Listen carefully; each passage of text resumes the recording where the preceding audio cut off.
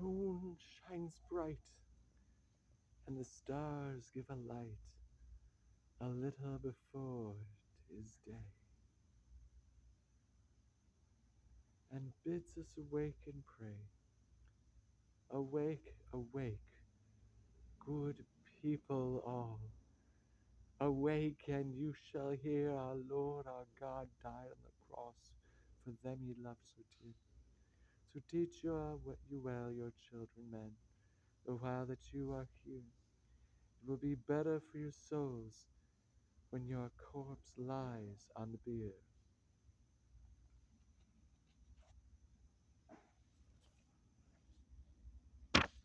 Alas, our master, he is dead. The innocent, by guilty hands, his body rent and murdered. The evil one spit in his face and split his side, for thus our gentle Saviour died, accursed race. Alas, thy followers devout must loathly weep, the shepherd stolen of his sheep, the light snuffed out. So thus we watch with prayers contrite, bear costly spikenard to the font, the bleeding vessel to anoint with sacred spice. But how shall we with women's hands move the great stone that guards the sepulchre? And who is he that proudly stands afore the tomb? Good Christians, tell me, what is it you seek? Jesus of Nazareth, Christ crucified, O Holy One. Do ye so little hold his words in memory? Did he not con his words in Galilee, that he shall on the third day rise again?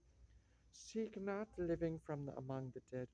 He is not here, he's risen, as he said, to conquer death, to vanquish pain. The God of gods is risen today. In vain ye seal the tomb, men of Judea. Sing Alleluia. He that was dead is resurrected there, and death is conquered. William, what are you doing? Why do you leave church? I'm going. You'll be caught. Why do you want to go?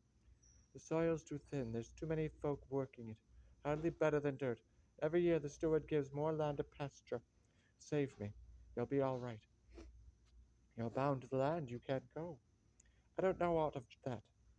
I know I'm bound to be hungry lest I go. I know men have got their freedom, paid wages, money. What good's money if the soil's dead from tilling? What that binds me don't reach further than that hill. Why do you think you're to go today? Thought it in church. Don't go on a holy day. Sun's coming up. Don't go on Easter day. Best day to go. Say it's to be a good summer this year, must be. I can't see the light on the hill. Where are you going to, William? Where are you going to? How fair, O fair Jerusalem, when shall I come to thee? When all my grief is at an end, thy joy then we may see.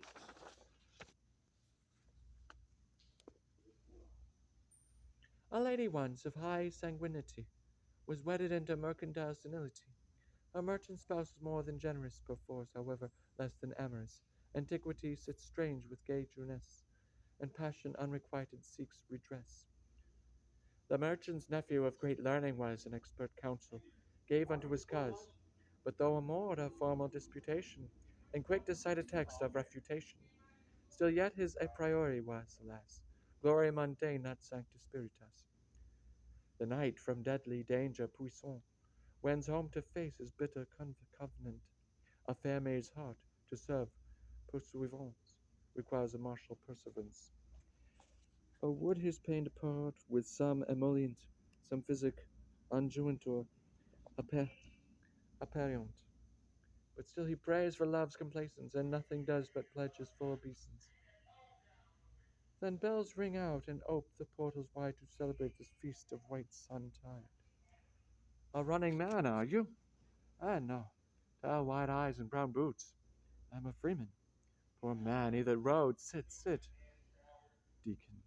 William, no need to tell. Don't wear to hear. Don't want to hear. He a master?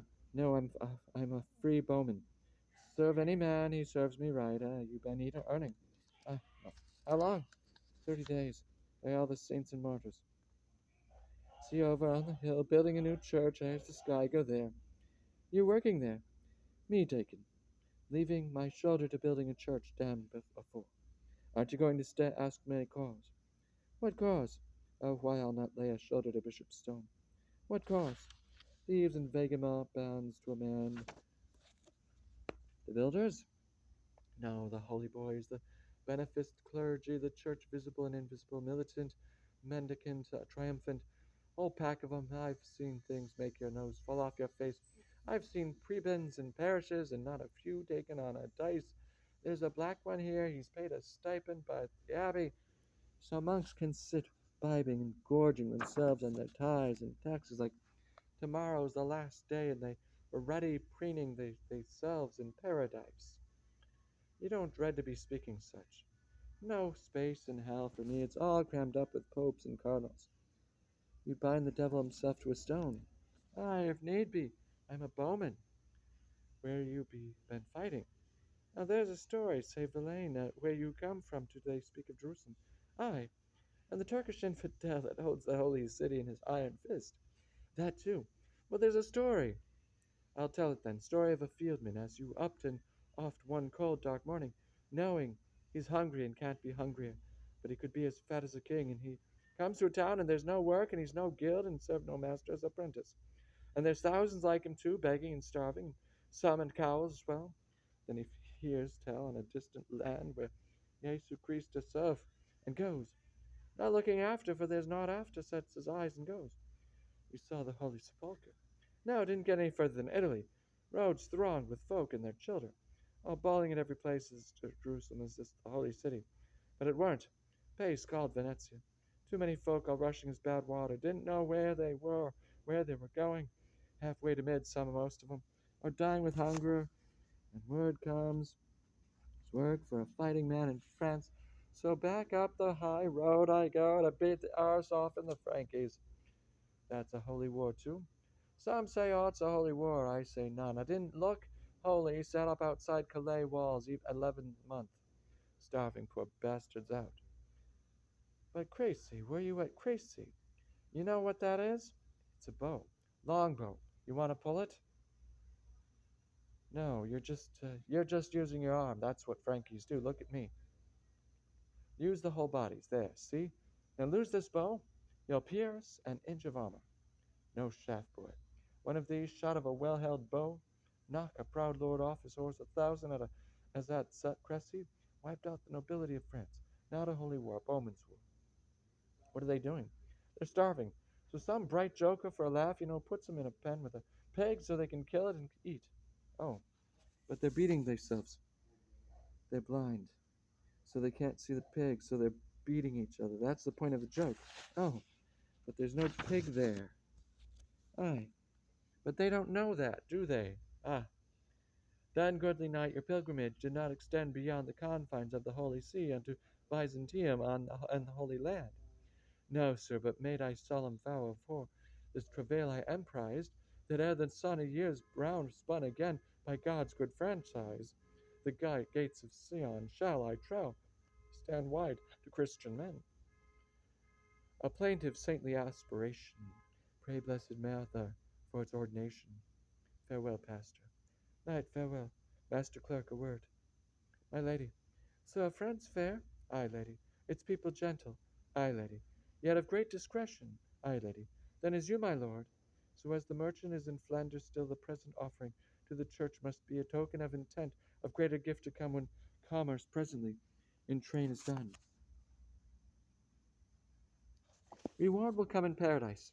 Reward comes when my master is in paradise, but will remain on earth. Good master. Sir, survey that monument to whose construction the small offerings donated. Its cornerstone was laid before the birth of any still alive. Such stone stays for days beyond our debts. By us it is immortal, and the contribution that we make, however paltry, adds to our immortality. You look askance.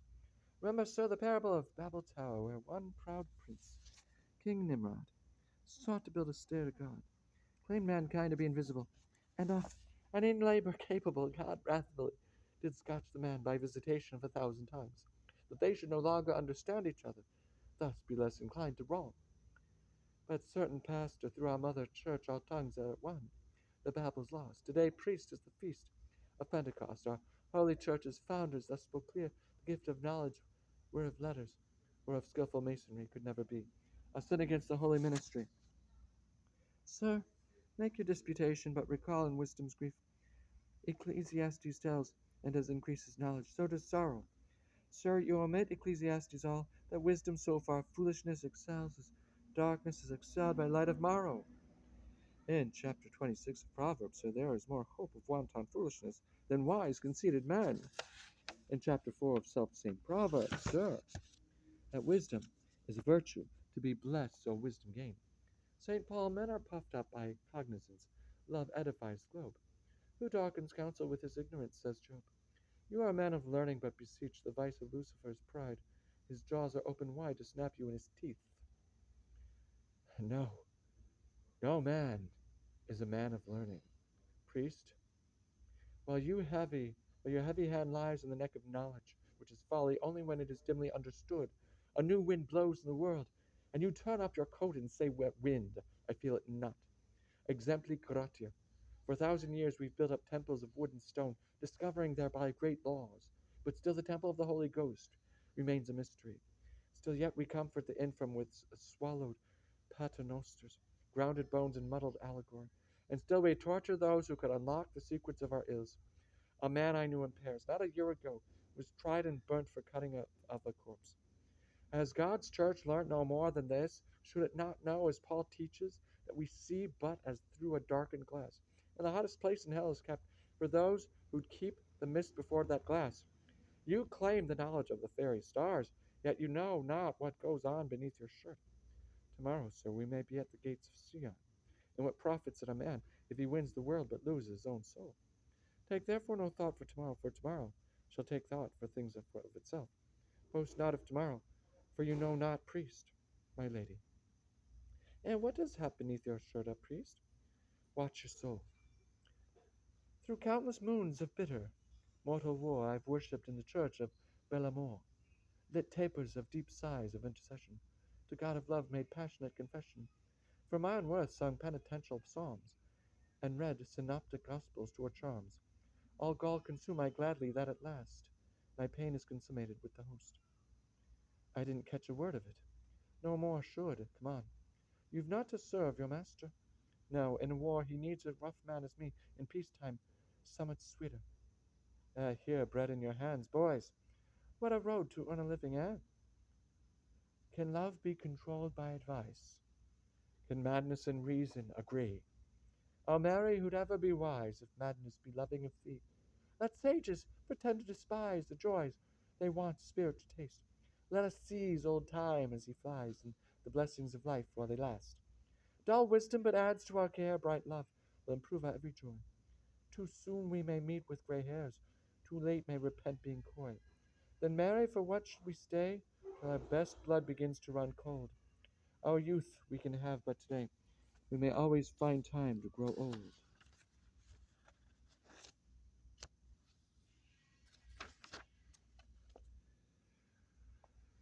From white sun unto Corpus Christi's feast, the knight and the lady dance at love's behest.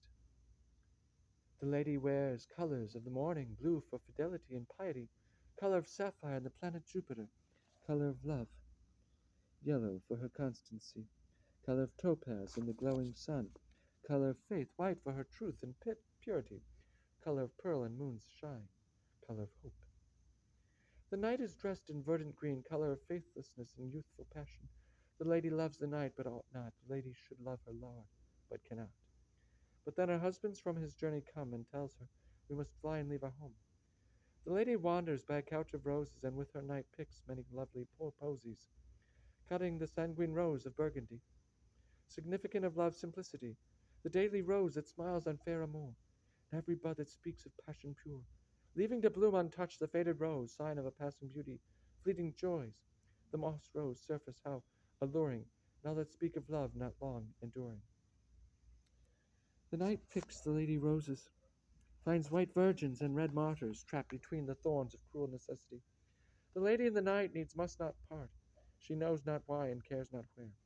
She would their last hours when passion spent her love's farewells of a stranger bent.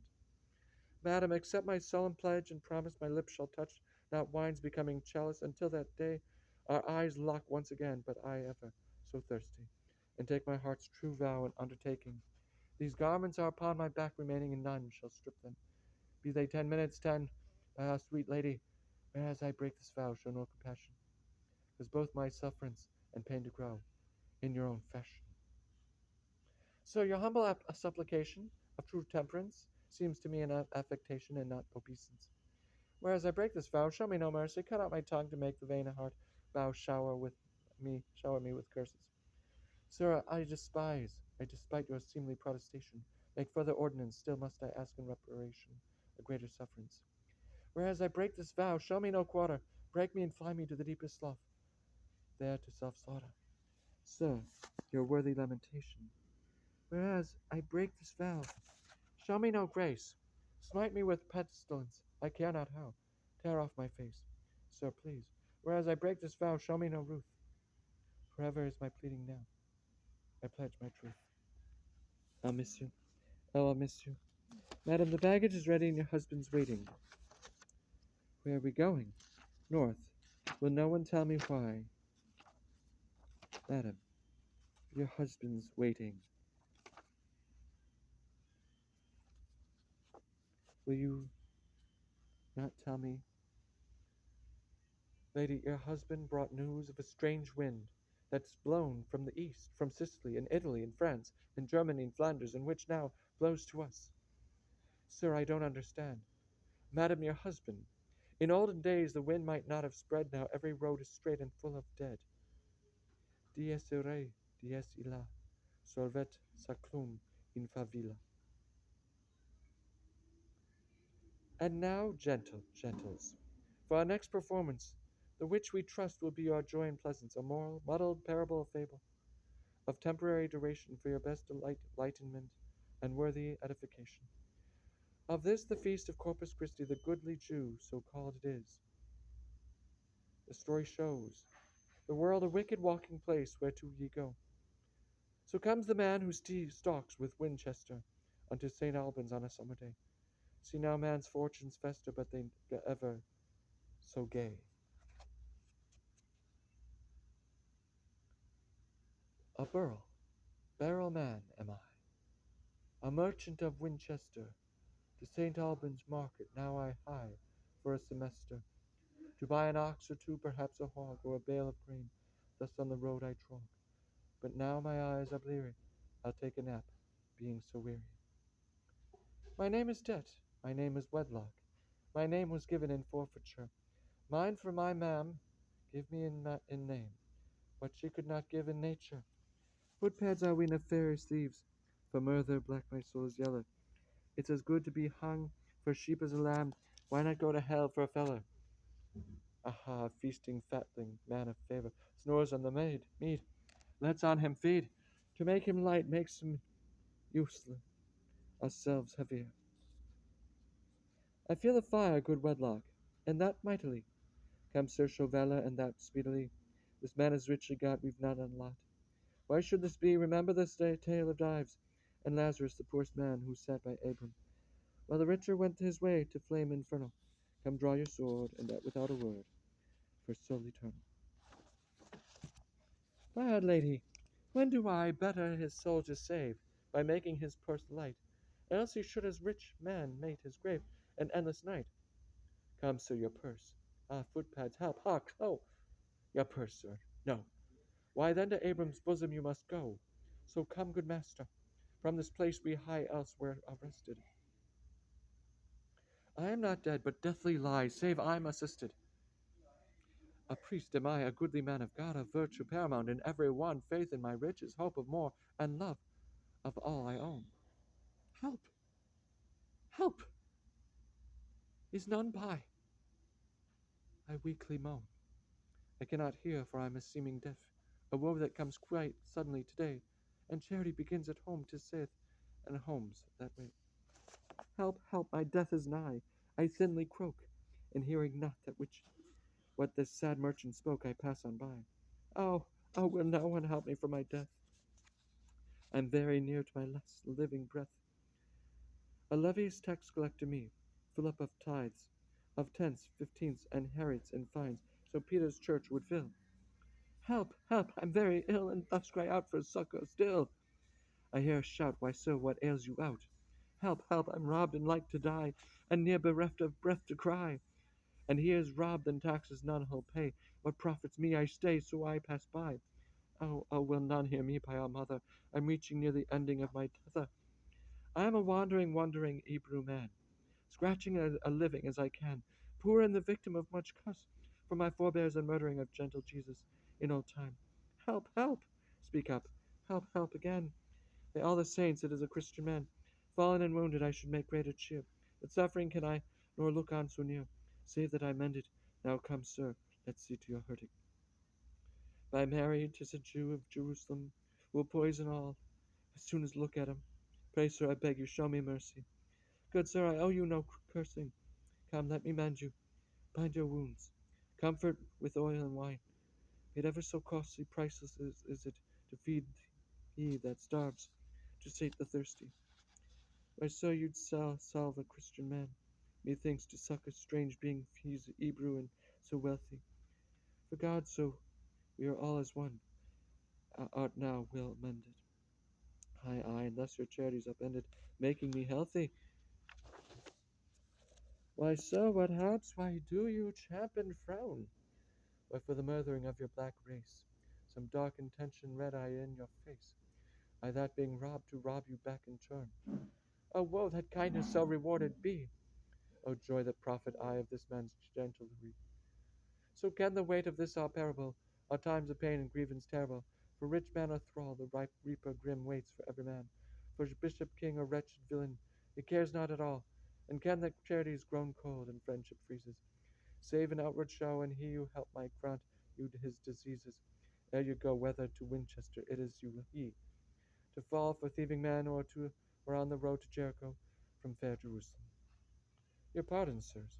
You wish for more, sirs? You wish for no more, sirs. Either way live a day. What will you, sirs, more or no more? What's their matter, Ham? I don't know, do I? They're looking black. Shut up and keep smiling. Oh, we do all the varieties, good sirs. Entertainments, interludes, divertissements, morals, and mysteries of every place.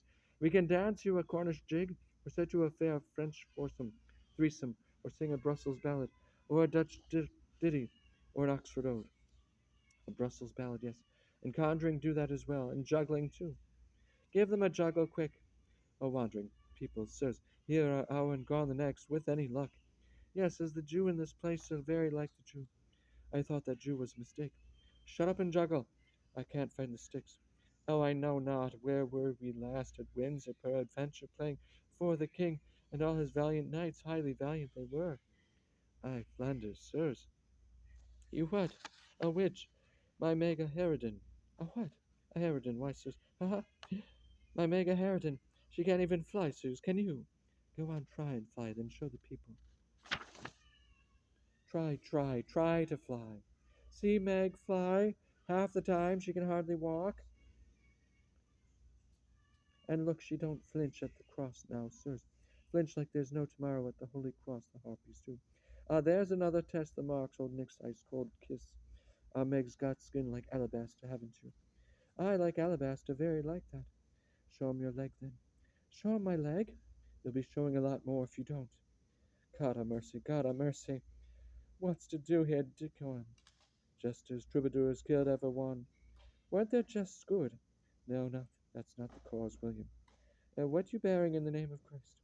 My tools to the church. Are you the only man in the green world knows not there be no church building now? Why, Dickon? Plague? Them here. They're dead of plague. Aye, or killed for bearing it. Don't touch. Do you know nothing at all? Saw two pigs today sniffing and rooting around some beggar's corpse all black with oozing. Not 10 minutes gone, they both fell to the ground dead like a snapped stick. Well, let's be running, Dickon. Where to? However fast you go, a plague's faster. All there's to do is hide and hope. And pray. Pray, why? The priest did tell us, pray. The priest from the church, you know, I saw him die. The first to go and praying. I once prayed. In Italy. And all. They say the judging's come, so why should we be caring? Didn't sweet Yesu say he'd come again to save the wretched poor? Let's go. You too. You too. Children, a voice in Rama has been heard. Much weeping sounds throughout the mortal globe, where joy bound and dismal sorrow reigns. The world is rid with plague. And let me speak with voice on clear brass, that none of ye so deaf as cannot hear. This is a visitation of your pride. God's patience has run out.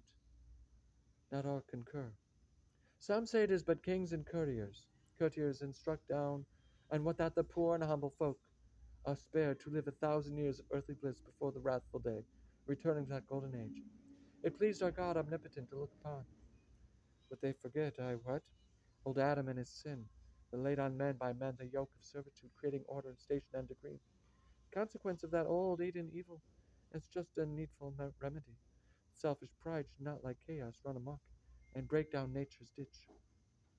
Some others speak of Job, and say that like that goodly man, at last all shall be unto ye restored, yea 40-fold, and that the pestilence is but a test from Satan that the world, for but a passing season must endure.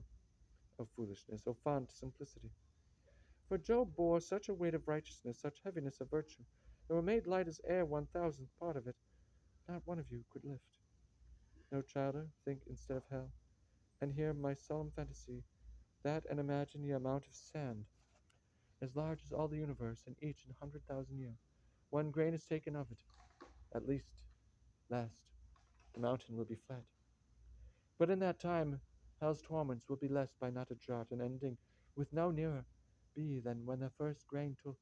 Oh, when the damned were told it were hell's ovens, all would shake at their rejoicing. So tremble at it this visiting. Pray, weep, moan, curse yourselves. Talk not of a new age or at the end of time, but old Nick waiting with his furnace stoked. The reapings come, the sharpest scythe is wet, the grapes are ripe and cast into the press, and none is spared.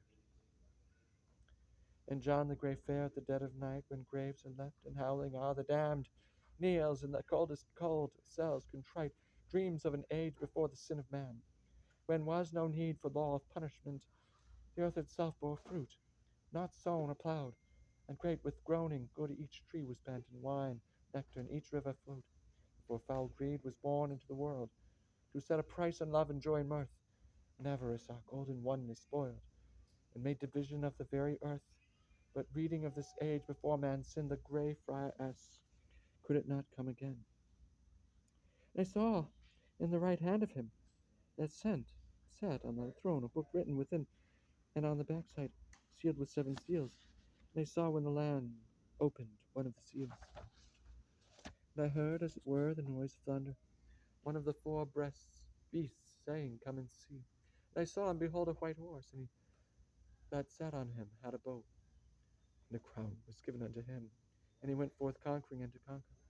Father, forgive him, for they know not what they do. And when he had opened the 2nd seal, I heard the 2nd beast say, come and see.